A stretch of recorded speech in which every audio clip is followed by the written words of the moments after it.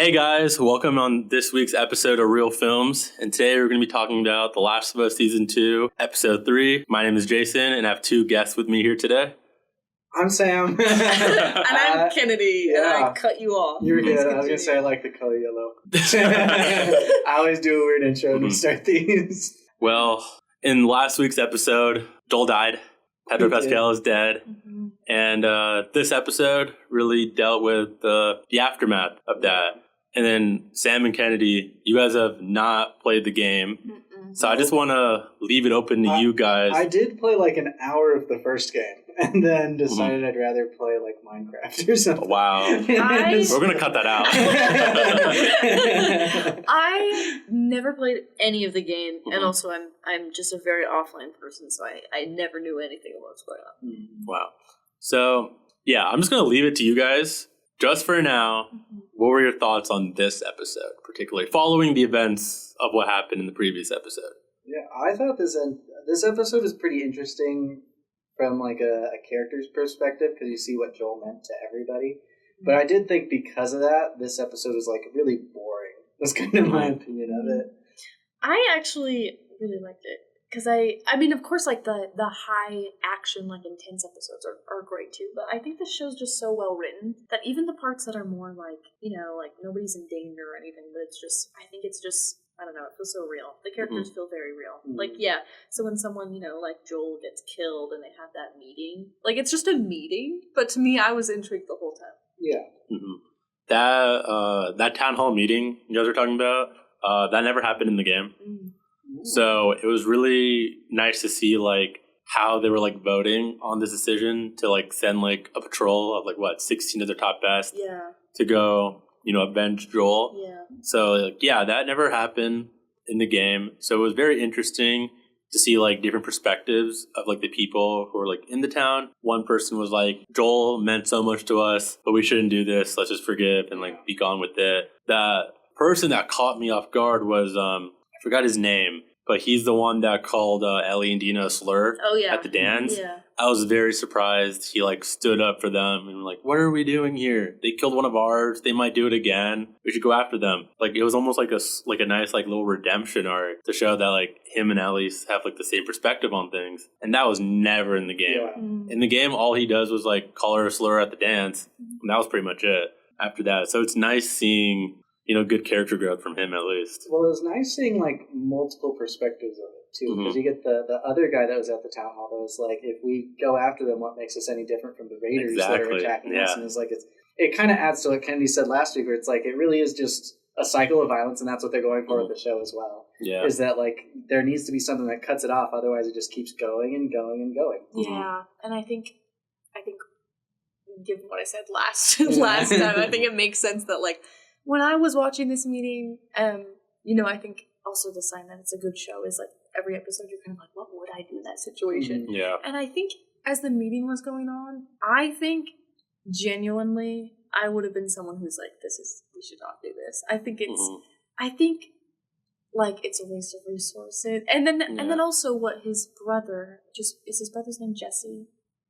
Joel's brother? Yeah. Tommy. Yeah, Jesse's the other friend of Dina and Ellie. Yes. My mind went to Jesse too. He would honestly fit really well into the show somewhere. I could see that. Yeah, like at least a character very much like him. Yeah. What was I saying? Oh yeah. So what Tommy said, it being like, and it's his brother, so obviously, and what he said to Ellie about, like, if it was about saving his life, I would go. Yeah. But he's already dead. And I think that would be my biggest thing too, is I would be like, we're just risking more and more people. Exactly. And at this point, like, there's so few of us, like, it's just about, let's retain what we have. On top of that too, he has something much more to lose in the game than he did in the in the show than he did in the game. Yeah. In the game, he doesn't have a kid. Yeah, I heard about that. So him having a child in this definitely raises the stakes for him, you know, not wanting to go and get revenge and stuff. But yeah, that little detail he gave to Ellie, it was really meaningful how, you know, they are brothers. They were really like ride or die brothers because they definitely had a history together. So it was very interesting seeing him say that he wouldn't go out and get revenge. Yeah. And I'm excited to see how that plays out for like the rest of the show. Yeah, and with that, it's somewhat still on topic, but with the town hall meeting, I think I expected more tension from it being revealed what everyone voted for a moment. Because I thought you got 3 people that are on the board that said they would support Ellie with the thing, and you got 3 yeses, and I thought for sure that someone they didn't know was going to vote yes, and then one of the people they did know that backed them was going to end up saying no, and that was going to be revealed, and it was going to be a big character moment. But we haven't seen that yet, at least. No, I thought it was very obvious that the 3 people that did vote, it was Marie, it was Tommy, and Jesse. I thought it was very obvious. So you do think it was Marie? Yeah, even in the like the 5 minutes after the show, she kind of like hinted that it was her. I thought Ellie, her speech, I thought it was very targeted towards her, how she kept bringing on justice, because Marie used to be a lawyer in the show, like before like the apocalypse and stuff. She used to be a lawyer. I thought she was really trying to appeal to her and be like, hey, this isn't about vengeance and trying to like cycle of violence type stuff. It's about justice. Obviously, she was definitely lying to herself on that. She didn't care about that. She was just trying to get the patrol going. And that's why Gail's so good, though. Because then you get Gail later and she's like, yeah, she's a liar. Like, we all saw that. She's a liar. Especially like at the, after like the 3 months advance, she's still in the hospital. Her last step to leave the hospital is to have a meeting with Gail. And yeah, it was pretty obvious. She was like lying to her teeth. Oh, I feel so much better. And Gail's like, oh, if only everyone in this town was as mentally healthy as you. And you see her like walk out with like a smile on her face. And it's like the little details. You can tell her like micro facial expressions is going down. And that's true. I don't especially love Gail. We talked about this a little before the podcast. I just feel like every time she's on screen, there's like a weird amount of tension to be like, what is she going to say that is just, in my opinion, wrong, right? Like, what's something that a therapist should probably never say, and what's she going to say is kind of the way I see her character right now. I think like the biggest thing that she might have said wrong was she probably shouldn't have told Joel that Eugene was her husband. I feel like that was like, what's like the rule? Well, I assumed Joel already knew ahead of time that Eugene was her husband. I thought it was kind of shocked, honestly. He felt shocked that he didn't know. So? Yeah, I don't know. It was in that one scene, so it could have been. To my reading of this scene, I thought that he knew and that she was just pushing it on him now because he was asking for confirmation that he was doing the right thing, right? Yeah. And then in that scene, she's like, "Well, you're an idiot," and so I think with that scene, it became like, I know you killed my husband, and I to my understanding is you know that you killed my husband, and whether it was the right decision or not, I can't forgive you for that. Yeah, I think one thing she said like during that meeting in episode 1, she's like, I know you killed my husband, and it wasn't like that. She wasn't mad because of him killing her husband. It was the way he did it. We don't know how he did that yet. Yes, that's fair. And you said it was on someone's cast it as Eugene. I'm pretty sure there's definitely going to be a flashback to what that's going to be. Yeah. That was not in the game at all. And that could be like in season 1 where the second to last episode followed Ellie and like her time in the Fireflies. Yeah. I could see this being like the second to last episode. All of a sudden Joel's back and you find out where he's at the beginning of the season that you did not get that information for between seasons. Yeah. And it was pretty, like, because there is, like, a 5-year jump between season 1 and season 2. I bet, like, maybe something happened during that, and they're just not, telling us yet. But, no, I'm glad with the addition they're adding to this game right now. I mean, to the show right now, compared to the game. I feel like they're taking, like, what audience had, like, criticisms from the second game, and they're applying that to the show. Yeah. So, how did this kind of episode play out in the game, then? Did it happen at all in the game? Because knowing, like, how games work, it's always about cutting story beats to be as fast as possible while still meaningful, so that you can get the player into the gaming section of the games. How did this work in the game, if I can ask? So there was like a little time jump. For this one, it's 3 months. It wasn't really specified in the game at all, but it was pretty much just like Ellie recuperating almost, and then she wants to go get revenge. That was really obvious. Yeah. And then, Dina, she's also on board. But the one thing that the show does that the game doesn't is in the game, Dina and Joel do not really have a relationship at all. Oh. Yeah, but in the show, it was really obvious that, like, during one of the therapy sessions, Joel was like, Dina is, like, more like my daughter, and she's not even my daughter. Ellie's also not his daughter. Ellie's not her daughter. But yeah, it was nice how they shared that connection. She was also with him when he died in the lodge. In the game, it wasn't her. Tommy was with them when all that happened. Sam, you didn't know this? I actually did not know Oh, perfect. So we can dive a little bit deeper into that. Yeah, so in the game, the attack on Jackson in episode 2 never happened. Yeah, and I did know that. Yeah. But I guess I didn't know that Tommy went out with him instead of it being Dina or Ellie later on. Yeah, so in the game, on the patrol, it was Joel and Tommy, and they're the ones that help Abby escape, and they lead her into that lodge cabin, right? And then while that's going on, in the show, it was Ellie and Jesse that were on patrol, and they stumble upon the little weed farm area. That was actually that was actually Dina and Ellie who stumbled onto the weed farm, and they also have a romantic encounter. In that wasn't shown in the show at all. In the game, does Dina say that she's not gay at all? Because that was a big thing in this episode. I thought for sure she was bi. That's right. The whole time. Because they didn't delve into that until this episode. It was like, you're gay and I'm not. I was like, oh, I didn't know that. What I think is going on right now is, in the game, I felt like they kind of rushed Tina and Ellie's, romantic tension relationship. Because in the weed farm, in the game where it was Dina and Ellie, but in the show it was Jesse and Ellie, they slept together. Oh. Yeah, I heard about right then and there, right?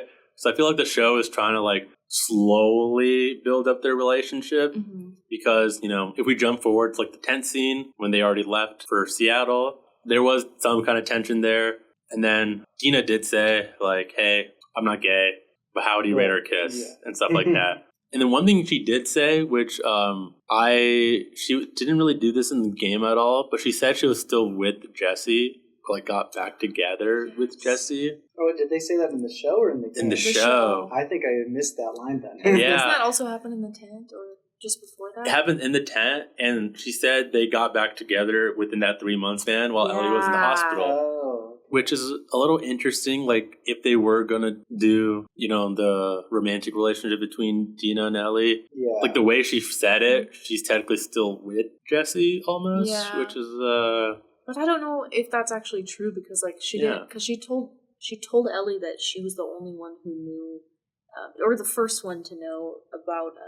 any information Dina had about where Joel was, or where, or not where Joel was, where the people who killed Joel were. Yeah, the wolves. And what are they called? Wolves. The wolves. Yes. Okay. The WLF. Yeah, WLF. Right. Okay. And it also didn't seem like she told Jesse that they were planning on leaving. Because she kind of walks in and is obviously secretive. Yeah. And then also the fact that Jesse's on the council now. Yeah. So I don't think that's true. I think she's just making it up. I don't know why, but it definitely seems like it's they kind of built it up in her character. She likes attention and she likes to kind of make some drama and things like that. And then also at the very end, right before they're actually about to fall asleep, she does say, "I wasn't that high," Yeah. They're definitely more to the relationship. Yeah, they're definitely slowly building up to something, and I like that. In the game, it was pretty rushed, so them having more scenes together and building up that chemistry, I feel like that's going to do really good in the long run. I also like how in the show, Dina has more personality. In the game, kind of boring. I'm not gonna lie. Yeah, she's definitely way more entertaining in the show. She definitely feels like her own character and is not just following Ellie just because she cares about her, but no, she actually wants to get vengeance too. Cares about Joel. None of that was in the game. So I'm glad they gave her some reason and motivation to actually go with her to Seattle. Yeah, I think that's a better move too. Because I think it would be weird. I don't know. I don't know. Even if I had a really big crush on somebody, I'm not going to leave the safe city that we've built to go by myself. Just me and this person across open country to go and also to face a bunch of people with guns. Yeah, I'm not going to do that. But it makes more sense if I also cared about the person that was killed. I also love I've been seeing a lot of memes these last couple of days. Whenever Dina walks in with the map and is telling Ellie to put boots on and talking about backpack and stuff like that. It's a bunch of Dora memes because she was live action Dora at one point. Yeah.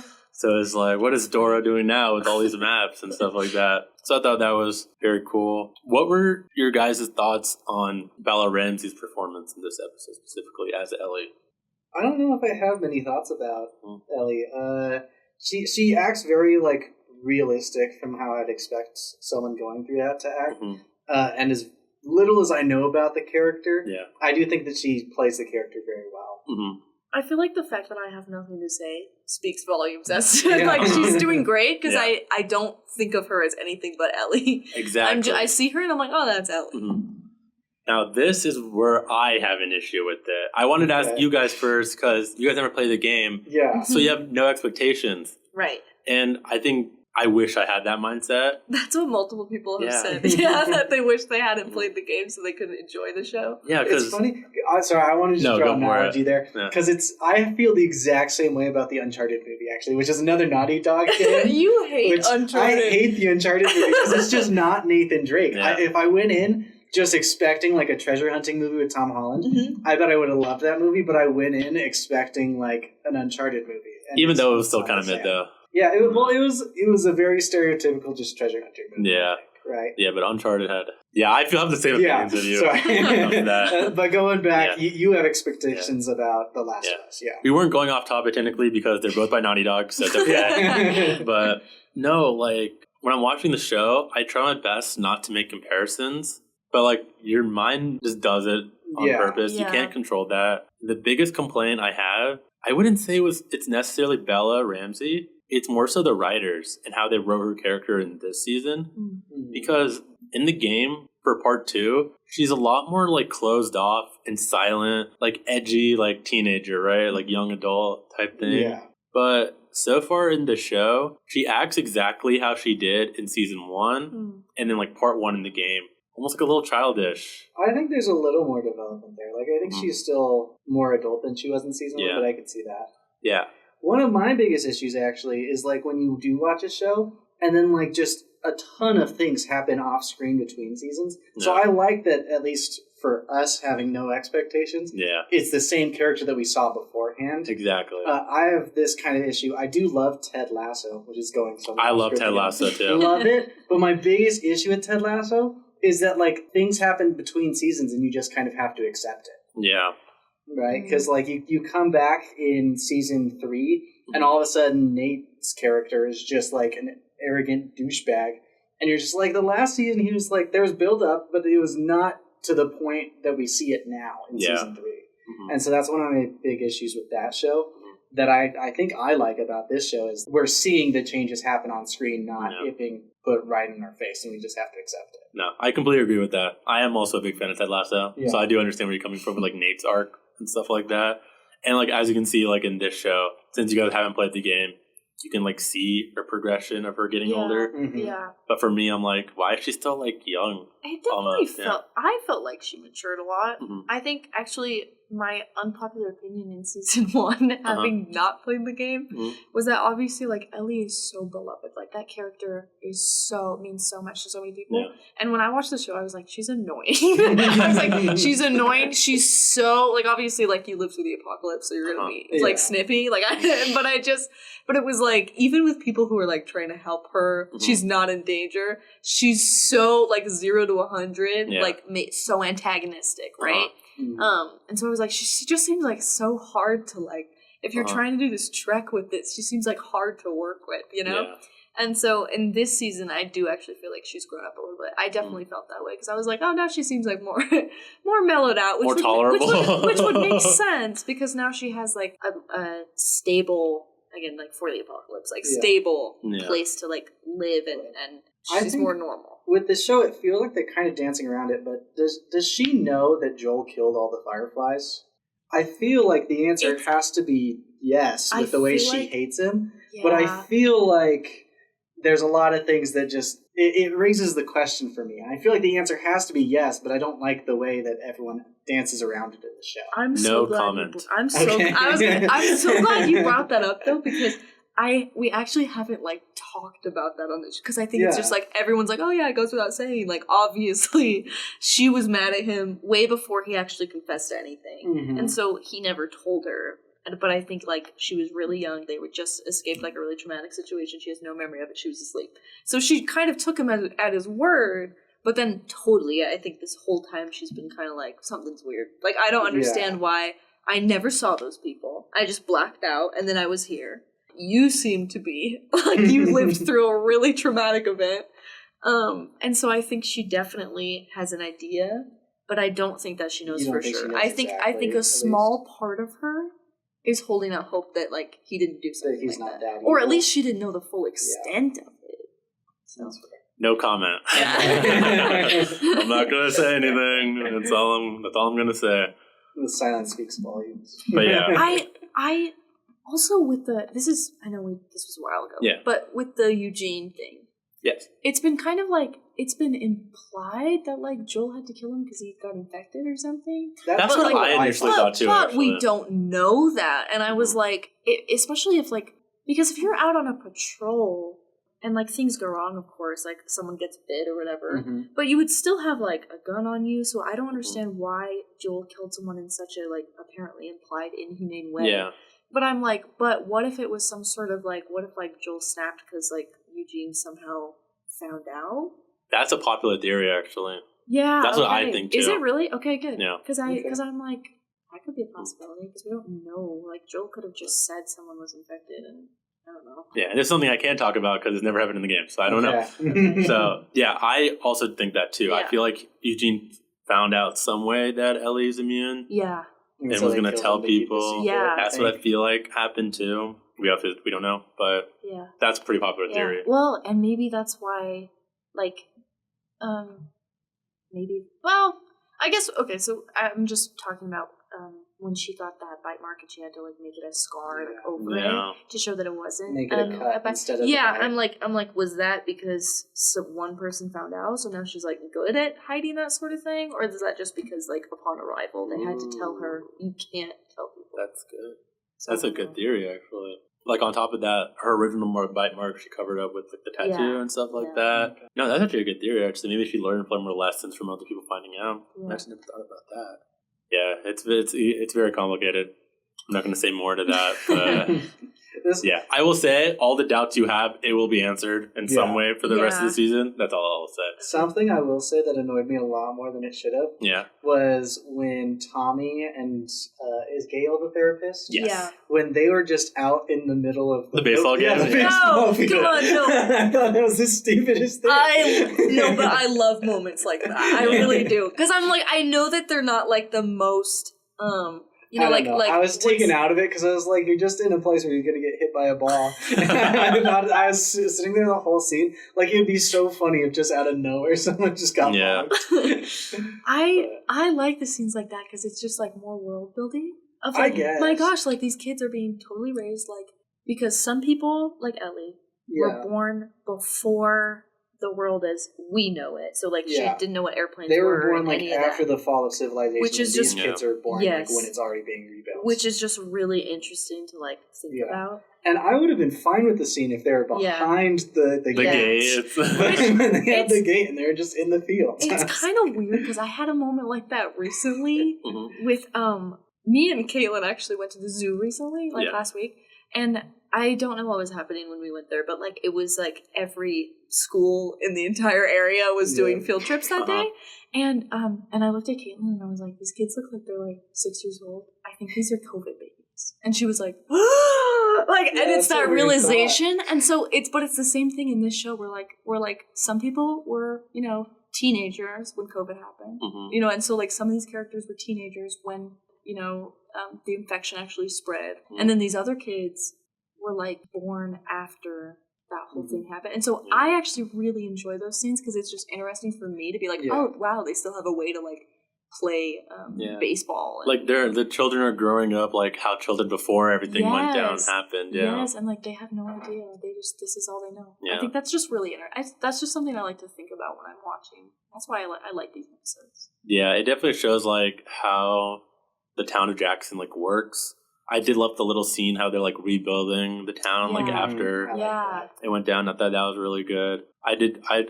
There was like little moments that showed like the relationship that Jesse and Tommy have. It's pretty obvious that they're trying to build up like Jesse to have like a bigger leadership role in the community. Yes, and I like he's on the council now. I like that too, where like it's totally his personality, where everybody in the town just kind of like knows like, well, of course Jesse's going to go for it. And the line, I think it was Ellie that said it, was like, everyone knows you're going to run Jackson in the future. Yes, exactly. Yes. He reminds me of like the Brother Bear character. I forgot his name, but I the whole time I was watching it, I don't know why, but I could not stop thinking about Brother Bear. Yeah. No, like speaking of brothers, I think the most emotional scene for me was Tommy with Joel's body and cleaning it. That wasn't in the beginning. Yeah, that wasn't in the game. I thought that was very emotional. I did like that. Because then they say, like, say hi to Sarah for me or whatever. Yeah, that got me. That got me a little bit. Yeah. I really like the visuals right before that scene as well, because, like, you see the hellscape that is Jackson after that last attack. Yeah. And that was really cool. It's just, like, piles of infected. Yeah. And like, the sky is, like, red with smoke, and, like, I thought that was such a cool cinematographer perspective. No, it's the little moments in these, in the show, and the additions you're slowly making to make it more emotional. Because obviously in the game, you can't have too many moments like that because it revolves around the action of the player. Yeah. Player needs something to do for the story to progress. And this one, they can really like take it easy and have episodes like this show like, oh, this is the aftermath of all this. Yeah. Players need to control what's happening. If I was a player in this kind of scene, I would be pissed. Oh yeah, like, give me a gun. I'm going to shoot Abby myself right now. Yeah. I think I so far season 2 I like way better than season 1. Yeah, I really do. I think I like season 1 better. I'm so much more interested. I think season 1 just it moves faster, and I liked that. I liked that season 1 just kind of was going at a somewhat more consistent pace. Where at this one, it feels like you're going slow for a lot of exposition and cool like character build-ups. Yeah. So I like the character build-up of season 2 better, but I think I like the general just overall season 1 better. Yeah. I'm just so much more interested in like the progression of a community instead of like season 1 is just 2 people. And season 1's still great. But I just something about season 2 is so interesting with like there's so many roles being taken care of, and like whatever profession you had before like somehow like plays into what you do now in a completely different world. I actually have a follow-up to that, and that brings up the different kinds of communities that are created after, you know, the apocalypse have started. There was a small scene where you're introduced to a group of people. Yeah. I'll say that follow like the prophet. Yeah, they're called Scars. Yeah. And I was just wondering, what are your thoughts on them, like as of right now? Like, what do you think? Again, like back to like I just think it's so interesting when the show explores possibilities of like what would happen if in the aftermath, like what different groups of people would like come about. Yeah. And I think it's really interesting that this group is like has a religious component, because I'm like, that's really interesting. Yeah. And it's based off a person who was like there like, during the time. Yeah, I did like that. And then you get the same religious kind of perspective from season 1 with that one cult, where it's the same kind of idea of like them being led by a religious group, but also it's a completely opposite direction of like these guys want to kill Ellie and yada yada yada. Yeah. And eat her. Yeah. The cultists, like the cannibal cultists. Yeah. And then you get these people that we don't know a whole lot about, so I don't know if I have a whole lot of to talk about, but I did like the idea of seeing different communities. I don't think the wolves killed them, but we'll see. I am really confused about that. I had no idea, because obviously they were like wolves. Yeah. So, but I guess my thing is, I'm like, my first thought was, I'm like, what did these guys do to get the wolves after them? Yeah, like if they're just like kind of existing, then I don't think the wolves would have killed them. The wolves are just a branch off of the fireflies, basically. Right? Yes, that was my understanding. In a way, yeah. So it did seem weird that it's like these guys are afraid of the wolves. Why are they afraid of the wolves? Yeah. Like it did seem like they probably deserved this, but also we don't know at all. I will say one thing, like the Scars, you know, they're in the game. The wolves also like in the game. They definitely explore more like after this episode. That'll definitely happen. The one thing I was excited to see is the Scars were not introduced this early, to my understanding at least. So when I saw them, I was like, wait a second, they're already here? So it was really cool seeing like little by little, like they already like talked about the religious aspect, the prophet. They already mentioned all that. Dead, yeah. So they already. I thought that was interesting. And the whistling was so cool. Because again, little things like that, where I'm like, as a group of people, like what survival things would you learn or like just like kind of invent as a means of survival in different I situations. do think that was cool. And I think so, there's probably more realistic ways of like not necessarily whistle, but like you could have an actual whistle, like a steel whistle, and that's probably louder. No, but it's about the communication. They wanted like little signals. Yeah, because then nobody else knows what you're saying. And I also like the fact, obviously, that group, they died in this episode. But obviously, we don't know like how they died. It all happened like off screen. Mm-hmm. But when Ellie and Dina get there, they immediately think it's Abby's crew who did it. I thought that was a nice touch. It just adds more motivation. They're like, I did think it was weird that, to my understanding, like Dina probably also saw not quite as much screwed up stuff as Ellie, but some screwed up stuff, and then she comes back and pukes. Are we supposed to understand that she's like a really innocent person in all of this? She is. Yeah. Well, and she didn't. You're nodding, but you're not saying it for the podcast.